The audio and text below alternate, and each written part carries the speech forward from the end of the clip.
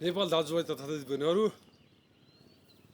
तपाईहरूमध्ये जो जो राष्ट्रपाको अन्धभक्त हुनुहुन्छ, तपाईहरूले आफ्नो बाबुआमालाई कहिले भन्नुभएको छ कि बा आमा म हिजडाको फौजमा भर्ती भएको छु, म चाहिँ त्यस्ता हिजडाहरूको फौजमा भर्ती भएको छु जसले चाहिँ फेसबुकमा उग्र उग्र स्टेटस ठोकेर कसले भाइ बहिनीहरूलाई हिंसक आन्दोलनमा आउनलाई आग्रह गरेर उनीहरूलाई मानव ढालको रूपमा प्रयोग गरेर ७६ जना नेपाली आमाहरूको कोखरितो बनाएको छ।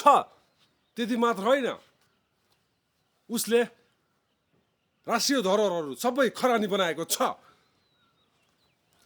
तपाईँले भन्नुभएको छ तपाईँको बाबुआमालाई कि तपाईँहरू त्यो हिजडाको किताबमा हुनुहुन्छ र के तपाईँहरूले तपाईँको बाबुआमालाई यो भन्नुभएको छ कि तपाईँहरू यस्तो छका कमान्डरको अन्डरमा हुनुहुन्छ जसले चाहिँ फकत आफू जेलबाट निस्किनको लागि मात्रै र मुलुकलाई 1.5 वर्ष अगावै जबरजस्ती मध्यावधि धकेल्नको लागि मात्रै ७६ जना नेपाली आमाहरूको कोखरितो बनाएको छ, ७६ जनाको नरबली चढाएको छ। त्यतिले मात्र नपुगेर उसले राष्ट्रको धरोहरहरू सबै खरानी बनाएको छ। त्यो हिजडाको फौजमा तपाईँ भर्ती हुनुभएको छ।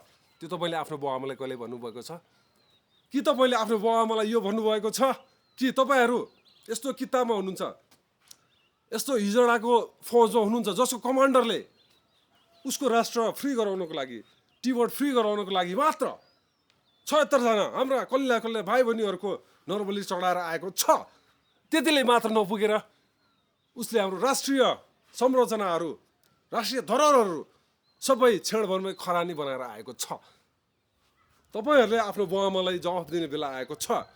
तपाईँहरूलाई जन्म दिने आफ्नो बाबुआमालाई यो कहिले भन्नुभएको छ कि तपाईँहरू हिजडाको फौजमा सैनिक हुनुहुन्छ? तपाईँले यो कहिले भन्नुभएको छ